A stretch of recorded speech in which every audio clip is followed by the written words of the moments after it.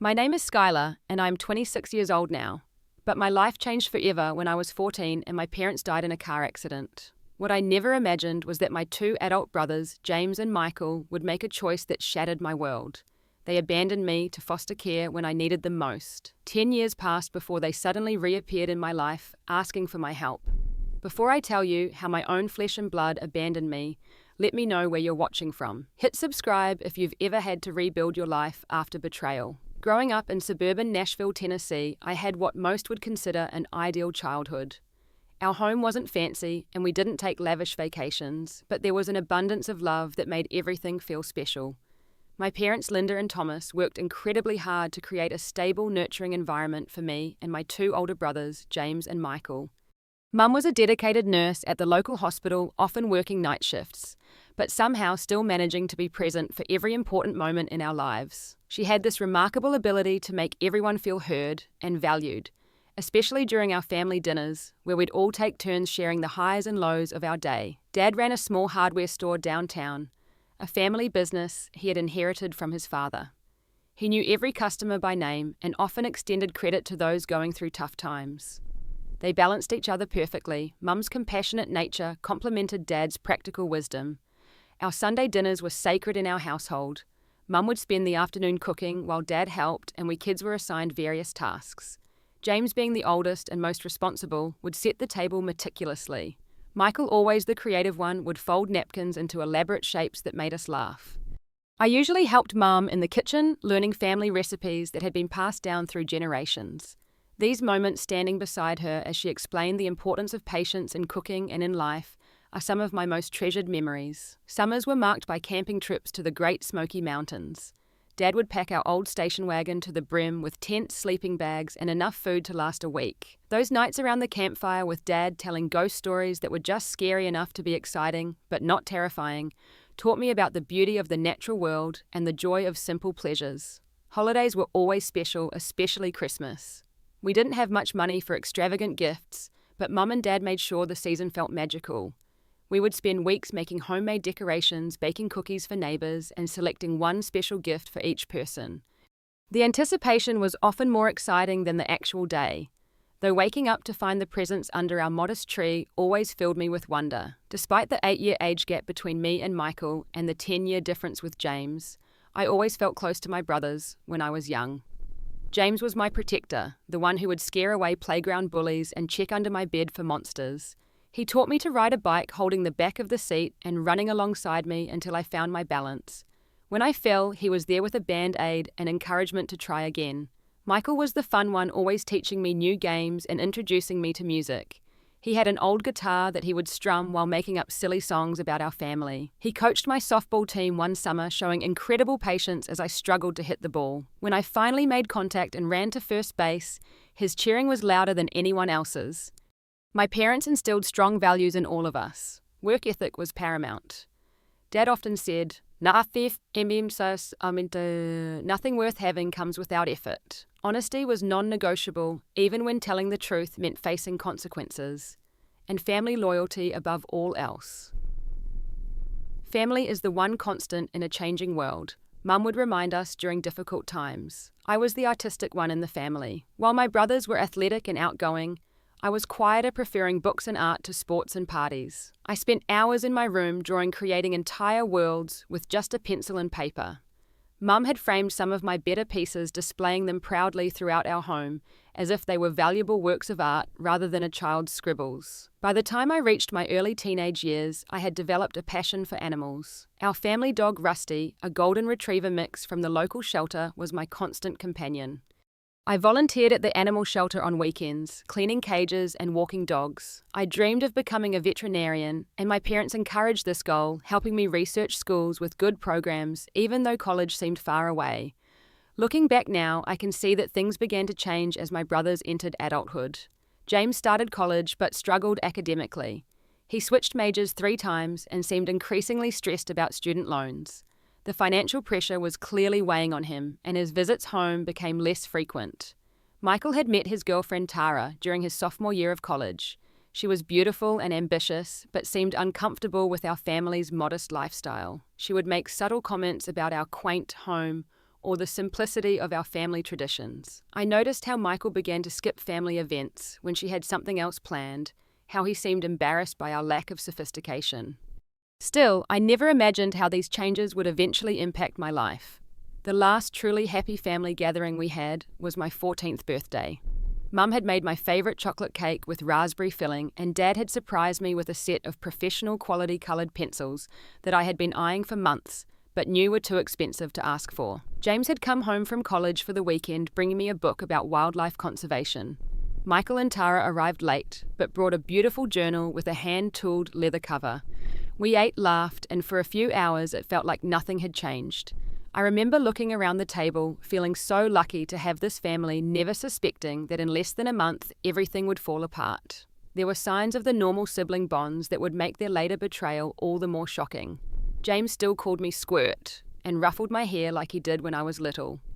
Michael still remembered our inside jokes and could make me laugh until my sides hurt. These moments of connection made me believe that despite growing up and growing apart in some ways, the foundation of our relationship remained strong. How wrong I was. On a Tuesday in October, just 3 weeks after my birthday, the school day started like any other. I was in third period algebra when there was a knock at the classroom door.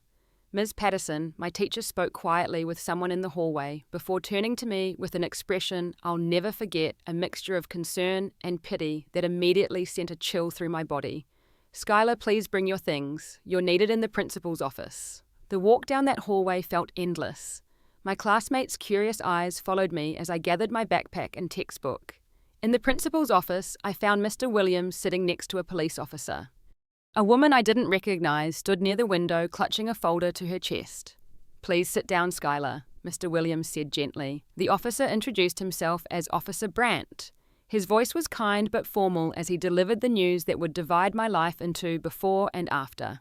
"There's been an accident on Highway 40. Your parents' car was involved. I'm very sorry to tell you that they both passed away at the scene." The words hung in the air, impossible to process. I remember asking him to repeat himself, certain I had misheard. The room seemed to tilt and shift around me. Someone brought me water. The woman who introduced herself as Mrs. Collins from Family Services asked if there was someone they could call. "My brothers," I managed to say. "James is at Vanderbilt. Michael works downtown." The next few hours passed in a blur. I sat in that office as they located my brothers. James arrived first, his face ashen and eyes red. He pulled me into a tight hug that should have been comforting, but felt hollow, as if he was going through the motions of what an older brother should do. Michael arrived an hour later, still wearing his office badge, from the financial firm where he had recently started working. The drive home was silent. We walked into the house that now felt like a museum of our former lives. Mum's coffee cup still sat on the kitchen counter. Dad's crossword puzzle lay half-finished on his favourite chair. The ordinary evidence of lives interrupted was almost more than I could bear. The following days were a chaotic procession of relatives, funeral arrangements, and casseroles from neighbours who didn't know what else to offer. Aunt Susan, my mother's sister from Florida, stayed for a week but had to return to her own family. Uncle Pete, Dad's brother, made an appearance at the funeral but left immediately after muttering something about a business deal that couldn't wait. He and Dad had never been close. Throughout this time, James and Michael moved through the house like ghosts handling phone calls and paperwork. They assured me they would take care of everything, that I shouldn't worry. James even said, "We're going to figure this out, Squirt. The three of us will stick together." I clung to those words like a lifeline. A week after the funeral came the meeting with my parents' lawyer, Mr. Greenberg. He explained the terms of their will in his downtown office that smelled of old books and coffee. The news wasn't good. My parents had a modest life insurance policy, enough to cover the funeral expenses, with a little left over. The house still had a substantial mortgage. Their savings account held less than $10,000. "Your parents were planning for the future," Mr. Greenberg explained, "but they were also living paycheck to paycheck in many ways. They had started college funds for each of you, but those are still quite small." Panitan. I could see the reality setting in on my brothers' faces. James kept rubbing his forehead, a nervous habit he'd had since childhood. Michael stared out the window, his jaw tight. They had assumed, as I had, that there would be more financial cushion, some magic solution to our sudden problems. That night, I overheard them arguing in the kitchen after they thought I'd gone to bed. "We can't do this, Michael," James said, his voice strained. "I'm drowning in student loans. I can barely support myself." What do you expect me to do? Michael shot back. Move back here. Quit my job. Tarak Yara and I are talking about getting engaged. We have plans. She's our sister. And I feel terrible, but we're not equipped for this. There are other options. State resources. People who are trained to handle these situations. I crept back to my room, telling myself they were just stressed that they didn't really mean what they were saying. They wouldn't abandon me. We were family. Over the next few weeks, I tried everything to make things easier for them. I cooked simple meals, did laundry, kept my room spotless, and never complained about anything. I even started researching schools in Nashville so James wouldn't have to transfer from Vanderbilt in apartments near Michael's office, so he wouldn't have a long commute if he moved in with us. I was determined to show them I wouldn't be a burden. But then came the morning they sat me down at the kitchen table. James couldn't meet my eyes. Michael kept checking his phone as if hoping for an emergency call that would save him from this conversation. "Skylar," James began, "we've been talking about what happens next." "I know you have," I said quickly. "I've been thinking too. I found some great apartments near your office, Michael. And James, I can switch schools so you don't have to change universities. I can even get a part-time job to help with expenses." The look they exchanged broke my heart before they even spoke. "That's not going to work," Michael said flatly. "We can't handle raising a teenager. We're just starting our own lives." "It would be temporary," James added, as if that made it better.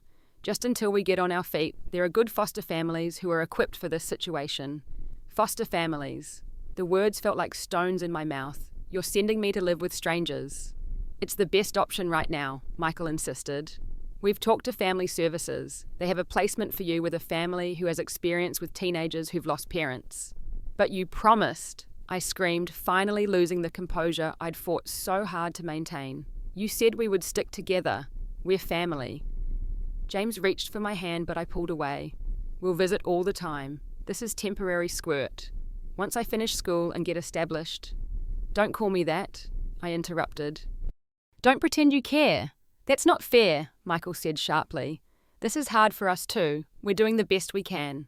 Your best is abandoning me when Mum and Dad aren't even cold in their graves." The words were cruel, but so was what they were doing to me. The conversation deteriorated from there. Tears, accusations, promises that even then I knew would be broken. 2 days later, James drove me to the family services office. My suitcase and 2 boxes of belongings sat in the trunk of his car. The house my home was already being prepared for sale. "We'll call you this weekend," James said as he hugged me goodbye. I stood stiffly, not returning the embrace. Michael had been too busy with an important client meeting to come. He'd said goodbye that morning with an awkward pat on the shoulder and a gift card to Barnes & Noble, as if that could compensate for what they were doing. As James drove away, I watched until his car disappeared around the corner. Mrs. Collins, the family services worker from the school, stood beside me. "Your temporary family is on their way," she said kindly. "The Hendersons are good people." I nodded mutely, clutching my backpack to my chest. Inside was the photo album I'd hastily assembled, the only tangible evidence I had that once, not long ago, I had been part of a real family. The Hendersons were nice enough. Their modest ranch-style house was clean and welcoming, but already home to 4 other foster children. Mr. Henderson worked as a mechanic, and Mrs. Henderson stayed home to manage their busy household. They showed me to a small bedroom I would share with another girl named Tiffany, who barely looked up from her phone when I entered. "Dinner's at 6, Mrs. Henderson explained. "Bathroom schedule is on the door. We run a tight ship here, but we're fair." That first night, I lay awake listening to Tiffany's soft snoring and the unfamiliar creaks of a strange house. I kept checking my phone, hoping for a message from one of my brothers. There was nothing. The intake process had been clinical and humiliating. A social worker named Ms. Winters asked endless questions about my medical history, educational background, and any behavioural issues. She explained the rules of the foster system in a monotone voice while typing my answers into a computer. 14 is a difficult age for placement, she remarked without looking up from her screen. Not a baby anymore, but not yet independent. Your case is somewhat unusual with adult siblings who've declined guardianship. Her words made me feel like a burden, an inconvenience that no one wanted to deal with. I wanted to scream that I was a person, not a case, but I sat silently answering her questions with as few words as possible. The Hendersons tried their best, but with 6 children in total, there wasn't much individual attention. I started at a new school where I knew no one. My grades, once consistently A's and B's, plummeted. I couldn't concentrate. Every time my phone buzzed, I hoped it was James or Michael saying they'd made a mistake, that they were coming to get me. But James called only once that first month, a brief awkward conversation that left me feeling worse than before. "We're working on selling the house," he told me. "Once that's done, there'll be some money for your college fund." I wanted to ask when I could come home, but I realized I no longer had a home to go to. After 2 months with the Hendersons, Mrs. Collins informed me they were at capacity and could no longer keep me. I was moved to my second placement with the Walters. Mr. Walters was a long-haul trucker who was rarely home. Mrs. Walters made no secret of the fact that foster care payments were their primary income. "Keep your room clean, do your assigned chores, and we'll get along fine," she told me on my first day. "I don't have time for teenage drama." The Walters' house was cold in every sense. The thermostat was kept at 62 degrees to save money, and there was no warmth in our interactions. Meals were simple and silent. The 3 other foster children kept to themselves, having learned that forming attachments was pointless in a system where you could be moved at any moment. My depression deepened. I stopped raising my hand in class. I lost interest in drawing in animals and all the things that had once brought me joy. A guidance counselor noticed and arranged for me to see a therapist once a week, but I couldn't bring myself to open up to another stranger. James had promised to visit at Thanksgiving, but called the day before to say he couldn't make it. "Finals are killing me," he explained, "but we'll definitely get together at Christmas." Christmas came and went with only a card from James containing a $50 bill and a generic message. Michael didn't even send that much. I later learnt they had both gone to Aspen with Michael's girlfriend and her family. 4 months after being placed with the Walters, I made my first real friend in the system. Amanda arrived with a black eye and a defiant attitude. She was 15 and had been in foster care since she was 9, bounced between relatives and foster homes. "First rule," she told me the night she arrived, "don't expect anything from anybody. Second rule, always have an escape plan." Amanda's hardened exterior hid a kind heart. She shared her hidden stash of granola bars when Mrs. Walters forgot to go grocery shopping. She showed me how to protect my few valuable possessions from the younger kids who were prone to taking things. Most importantly, she listened without judgment when I finally broke down and told her about my brothers. "Family can be the worst," she said simply. "Blood doesn't mean they won't hurt you." It was Amanda who told me that I could request my case file from Ms. Winters. And it was through this file that I discovered James and Michael had sold our family home 3 months after leaving me in foster care. According to the paperwork, they had split the profit of approximately $60,000 between them. Not a penny had been deposited in my college fund. When I called James to confront him, he sounded defensive and rushed. "The money's in an account, Skylar. We're managing it for you until you're older. You promised to visit. You promised this was temporary," I reminded him. "I know, and I feel terrible. Things are just crazy right now. Michael and I are trying to get our lives figured out." "What about my life?" I asked, but he had already made an excuse to end the call. After 6 months with the Walters, I was moved again, this time to the Garcia family. Mrs. Garcia was a retired teacher, and Mr. Garcia worked as a postal carrier. They had 2 grown children and had been foster parents for over 15 years. Their modest home was filled with photos of the many children who had passed through their care. "This is not a temporary stop for us," Mrs. Garcia told me on my first night. "While you are here, you are family. We have rules and expectations, but also respect and support." For the first time since losing my parents, I felt a glimmer of safety. The Garcias insisted on family dinners where everyone shared their day. They attended school events and parent-teacher conferences. They noticed when I was quiet and gave me space, but also gently encouraged me to talk when I was ready. Mrs. Garcia was the one who convinced me to return to therapy this time with Dr. Lawrence, who specialized in grief and abandonment issues. In those sessions, I finally began to process not just the loss of my parents, but the betrayal of my brothers. They were young, Dr. Lawrence pointed out during one session. 24 and 22 is legally adult, but emotionally still developing. "Old enough to know better," I countered. "Old enough to keep a promise." "Yes," she agreed. "Their choices were their responsibility, not yours. Their failure was not because you were unworthy of love."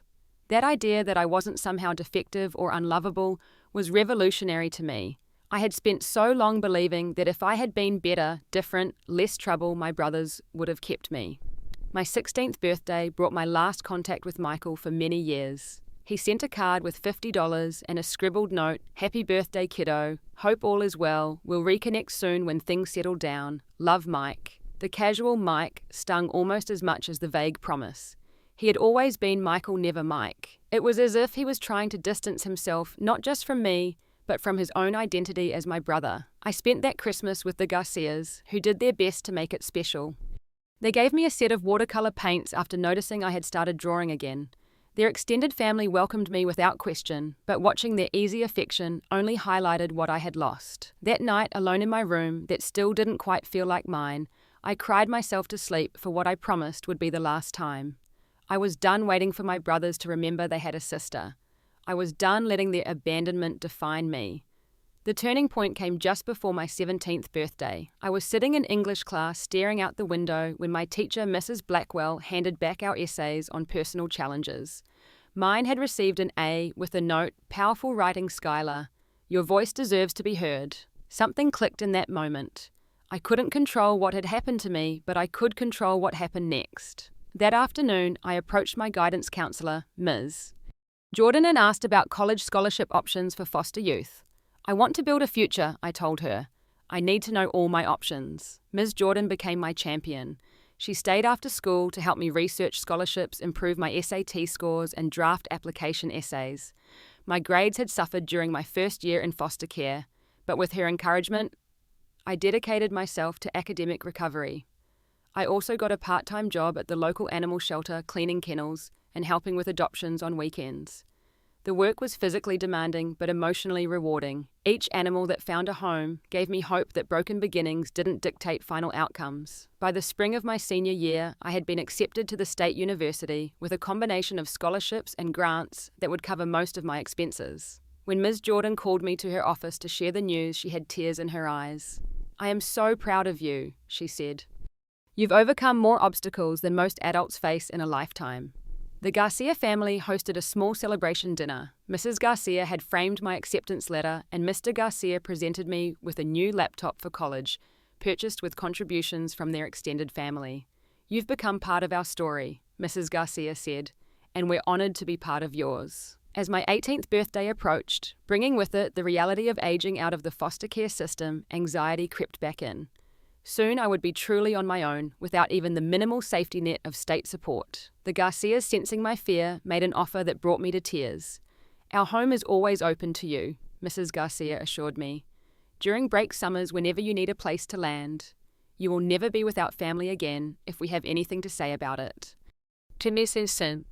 I had planned to study veterinary medicine, but the practical realities of my situation led me to choose business marketing instead. The program was shorter, less expensive, and offered clearer employment prospects after graduation. I could always return to my love of animals through volunteer work. College brought new beginnings and new relationships. My roommate Zoe became my closest friend, accepting my complicated history without judgment. During sophomore year, I began dating David, a kind computer science major, who gave me space to open up at my own pace. Therapy continued throughout college, with Dr. Lawrence helping me work through the layers of loss and betrayal. The breakthrough came during my junior year, when I finally internalized the truth that had eluded me for so long. My brother's choice reflects on them, not my worth. I stopped checking social media for glimpses of James and Michael's lives. I stopped rehearsing imaginary confrontations. I stopped wondering if today would be the day they remembered I existed. Instead, I focused on building connections with people who chose to be in my life consistently and genuinely. After graduation, I secured a position at a marketing firm specializing in non-profit organizations. The work was challenging and meaningful, allowing me to use my skills to help causes I believed in. I thrived in the collaborative environment, earning 2 promotions within my first 3 years. At 24, I purchased my first apartment, a small 1-bedroom in a renovated building downtown. The day I signed the mortgage papers, I felt a surge of pride so intense it brought tears to my eyes. Without family wealth or support, I had created stability for myself. The spare key I had made went to Zoe, not to the brothers who had once held the keys to our shared home. I created new traditions for holidays. Thanksgiving became Friendsgiving at my apartment, with everyone contributing a dish that reminded them of home. Christmas Eve was spent volunteering at a youth shelter, giving back to kids currently experiencing what I had survived. New Year's was celebrated with the Garcia family, who remained true to their promise to be my chosen family. Despite all this forward progress, I occasionally dreamed of reconciliation. In these dreams, my brothers would appear at my door remorseful and eager to rebuild our relationship. I would wake from these dreams with a hollow ache in my chest, angry at my subconscious for its stubborn hope. Consciously, I had made the decision to move on. I had forgiven them for my own peace of mind, but forgiveness didn't mean reopening the door to further hurt. By 26, I had built a life that felt genuinely mine. I had been promoted to junior executive at my firm.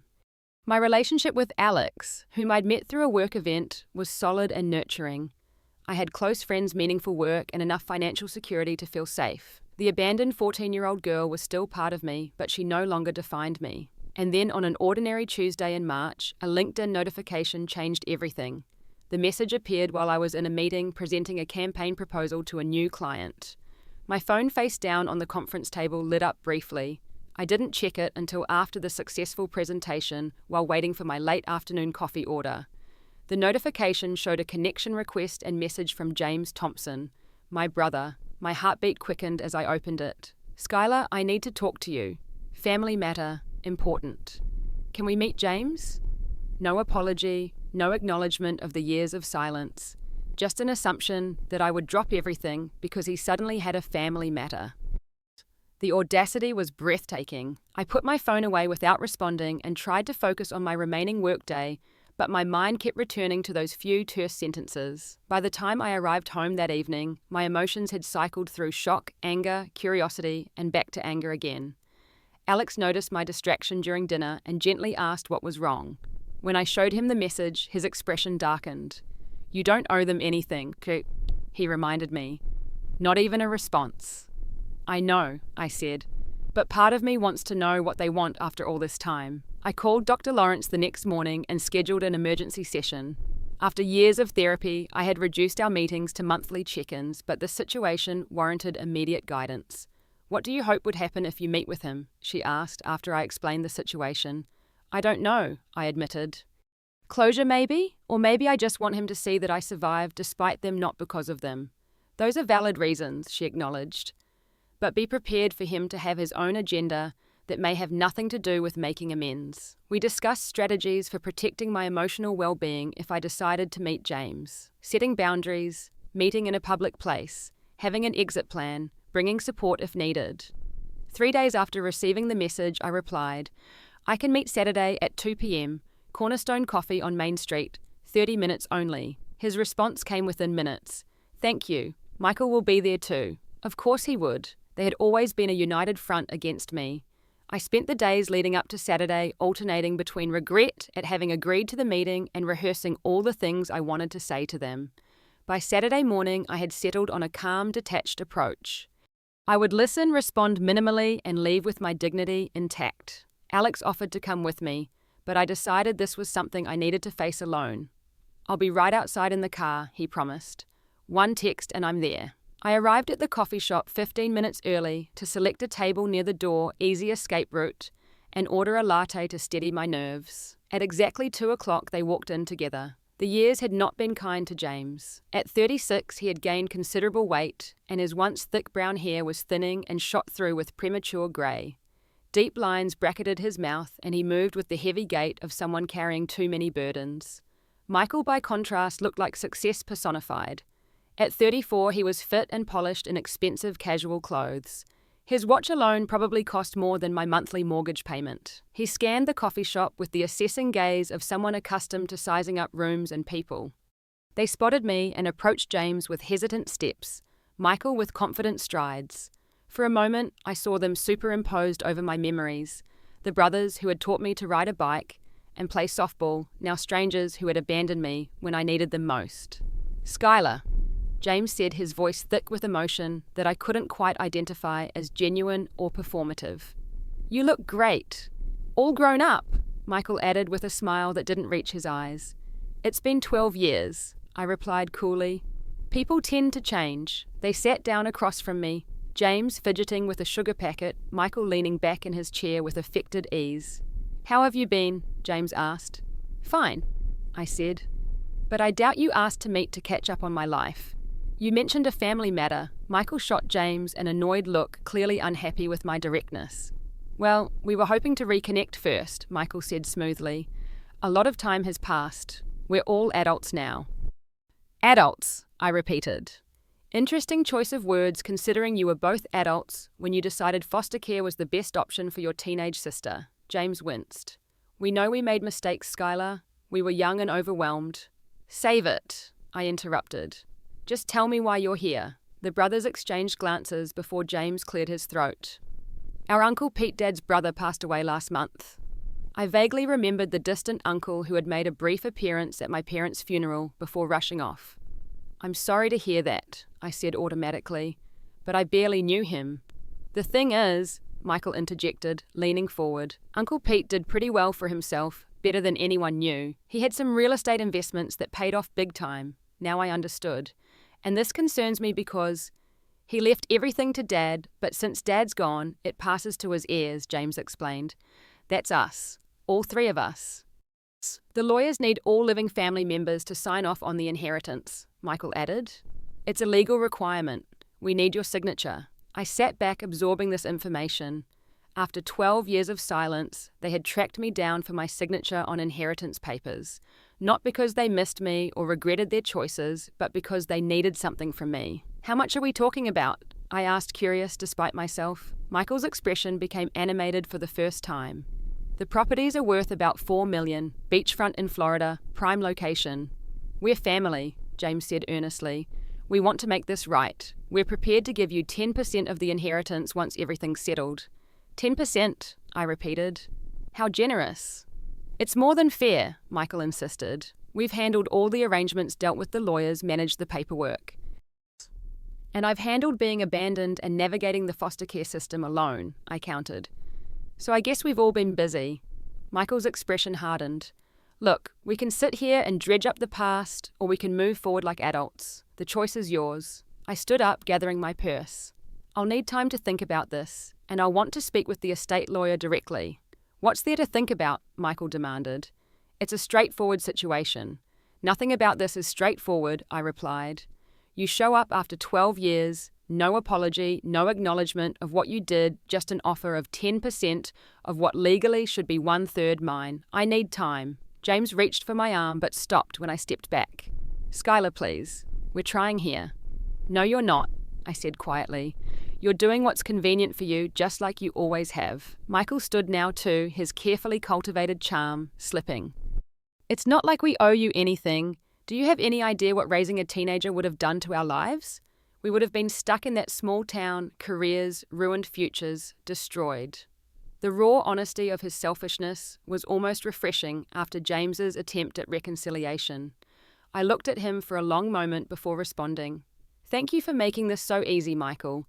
I'll be in touch about the inheritance. As I walked out of the coffee shop, I heard James calling after me, promises and placations that sounded as hollow as they had 12 years before. I got into Alex's waiting car and finally allowed the tears to come. The drive home passed in a blur as I recounted the meeting to Alex.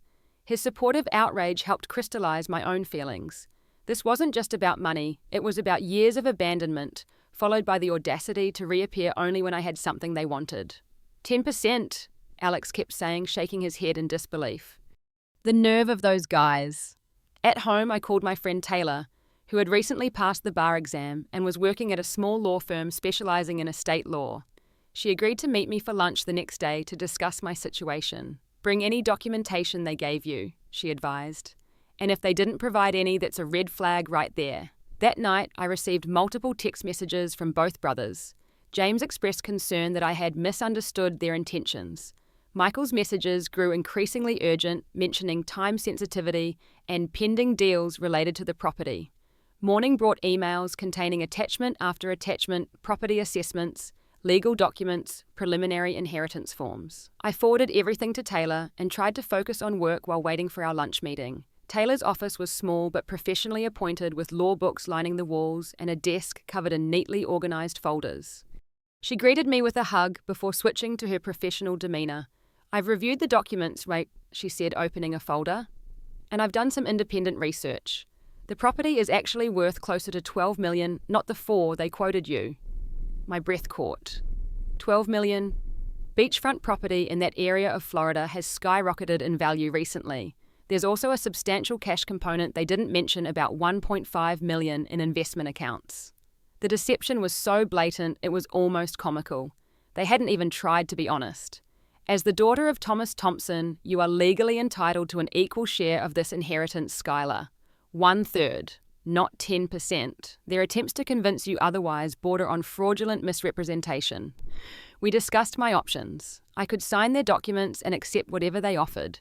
I could negotiate for a larger percentage, or I could assert my legal rights to a full third. There's also the nuclear option, Taylor added. You could contest the entire inheritance distribution if you can prove they've been acting in bad faith.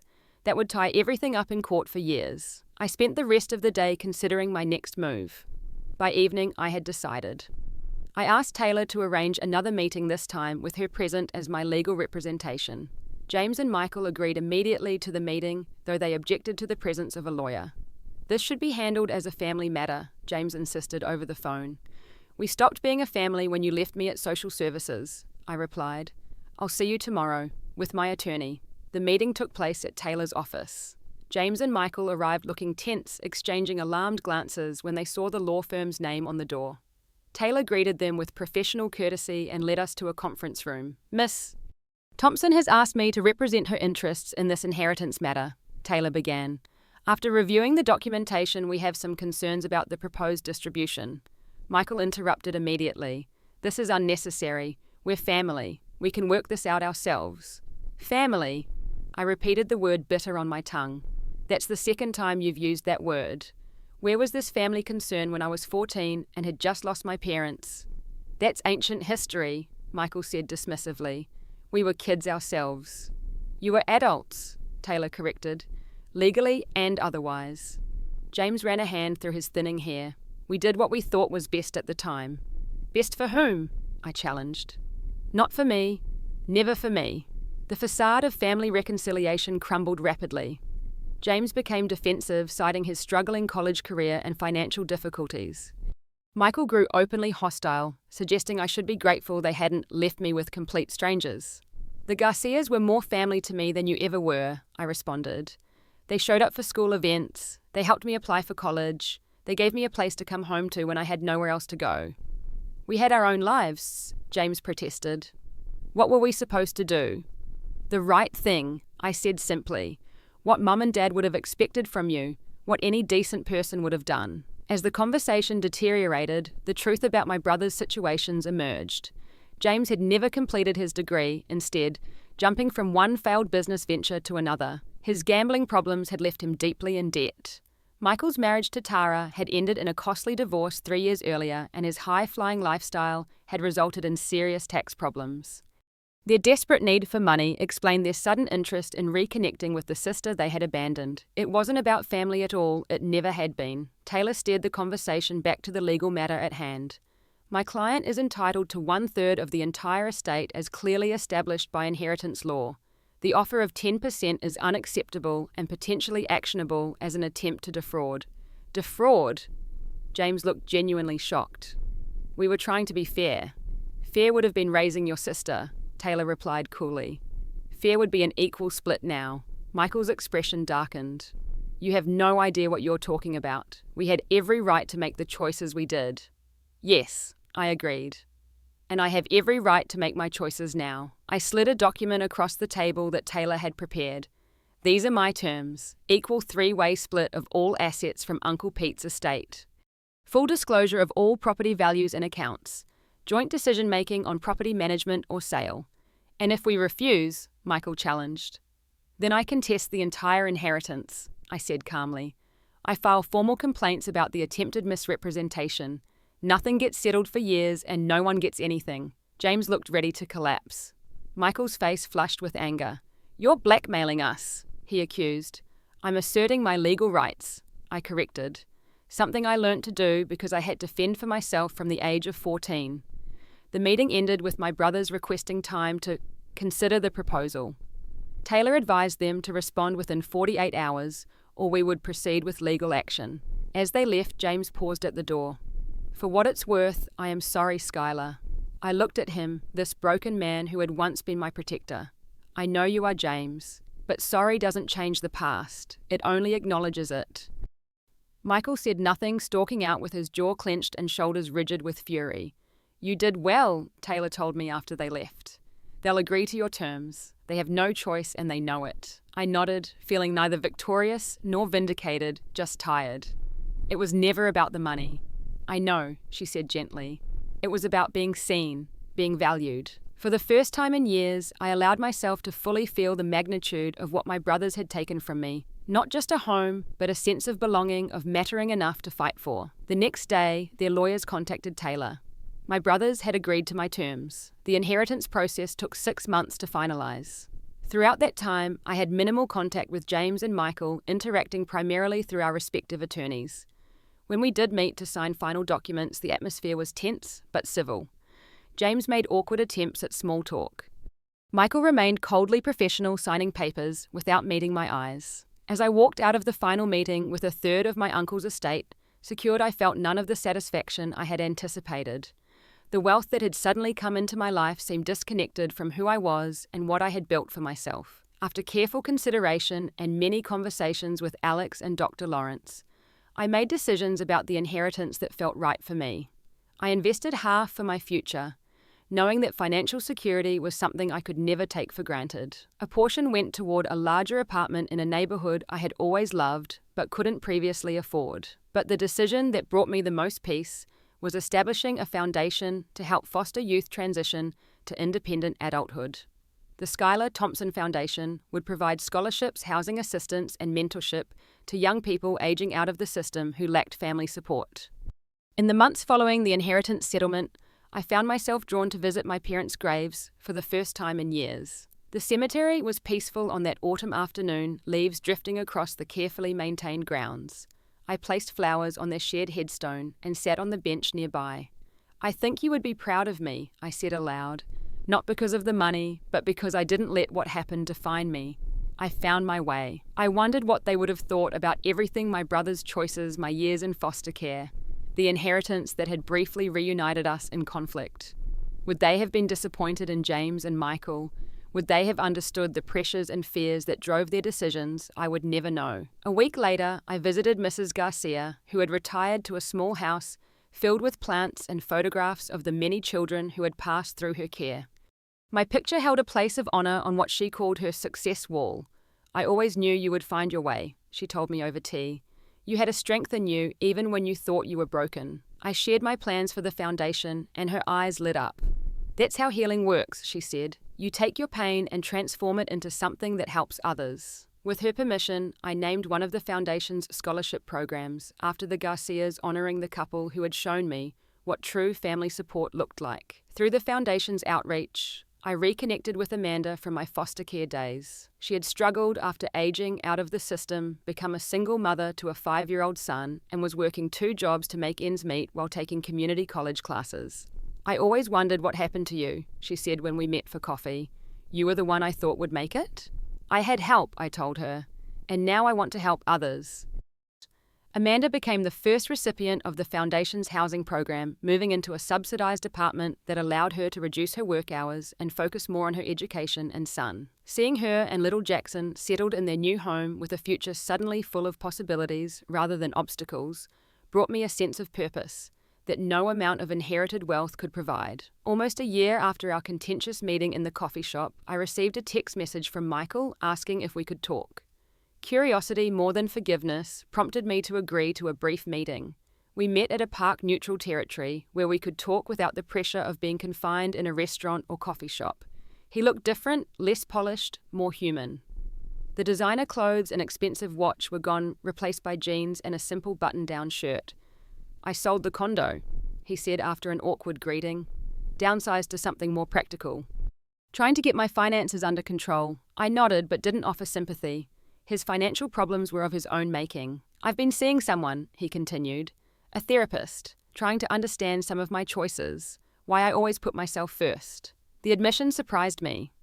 Michael had always seemed too self-assured for introspection. That day in the lawyer's office, he said hesitantly, what you said about doing the right thing, it's been stuck in my head. I keep thinking about Mum and Dad, what they would think of how I turned out. They would have loved you anyway. I said the truth of it, catching in my throat.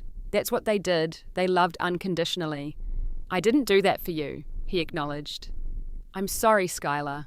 Not because of the money or because I need anything now, but because I failed you when it mattered most. The apology 12 years late, but seemingly sincere, didn't erase the past, but did ease something inside me. Thank you for saying that. We talked for another half hour, not as reunited siblings, but as adults, acknowledging a shared history of loss and poor choices.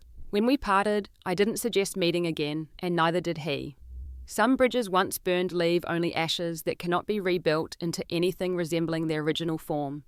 James never reached out again. I heard through Michael that he had moved to Arizona, trying yet another fresh start. Perhaps that was best for both of us. The weight of his regret had always seemed heavier than Michael's more pragmatic selfishness. As my 27th birthday approached, Alex proposed during a weekend trip to the mountains. The ring was simple and perfect, just like the life we were building together. We began talking about children, both biological and adopted.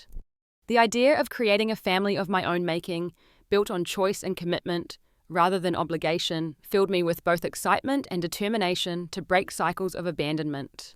The family that had left me behind had in their own way given me the greatest gift. I had discovered a strength within myself that could never be taken away. I had learned to distinguish between those who stay and those who leave when times get difficult. I had found the courage to build a life on my own terms. On the day I finalized the paperwork for the foundation, I received an email from a young woman named Jessie who had recently aged out of foster care and was struggling to find her footing. I don't know if anyone will ever read this, she wrote. But I need to believe there's someone out there who understands what it's like to feel completely alone in the world. As I wrote back to her sharing my story and offering both practical assistance and emotional support, I felt the circle of my life completing itself. The abandoned child I had been was now reaching back to help another. The family that left me behind gave me the greatest gift. I discovered my own strength to build the life I truly deserved. Have you ever had to rebuild your life after someone you trusted let you down? Share your story in the comments below. And if my journey resonated with you, please subscribe to hear more stories about finding strength in difficult times. Remember that your worth isn't determined by those who leave, but by the courage you find to keep going. Thank you for listening, and I wish you the strength to build the life you truly deserve.